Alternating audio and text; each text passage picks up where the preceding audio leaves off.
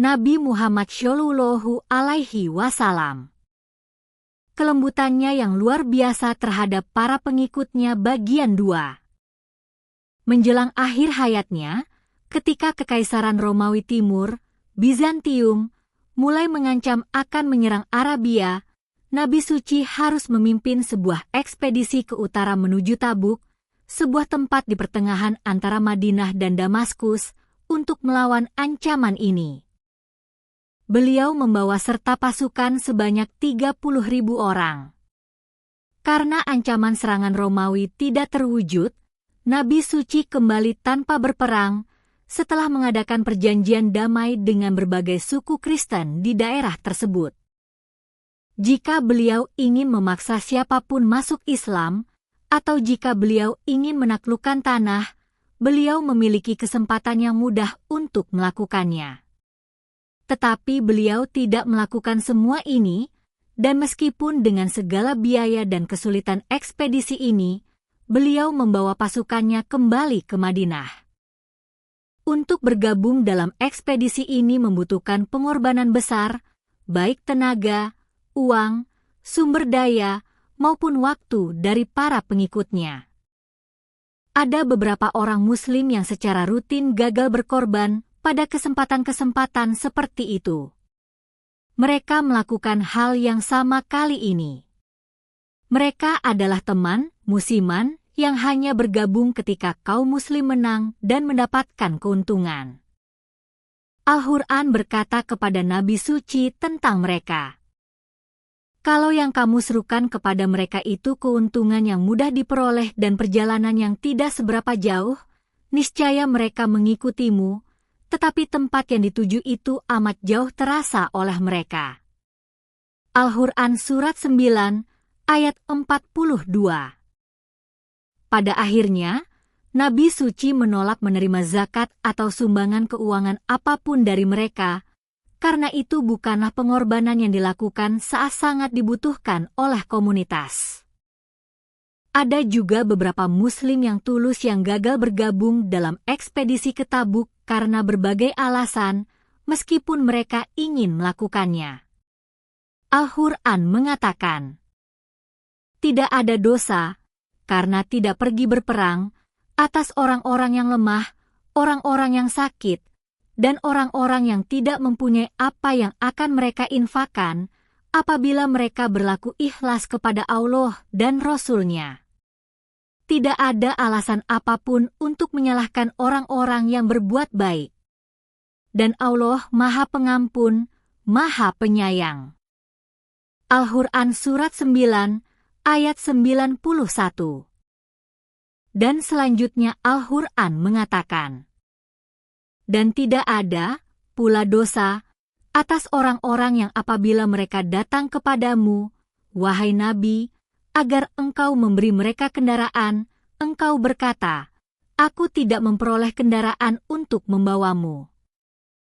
Lalu mereka kembali, sedang mata mereka bercucuran air mata karena kesedihan, sebab mereka tidak memperoleh apa yang akan mereka infakkan. Al-Quran Surat 9, ayat 92. Orang-orang Muslim yang di luar kendali atau kemampuan mereka untuk bergabung dalam ekspedisi atau menyediakan sumber daya untuk itu, tidak menanggung sedikit pun kesalahan.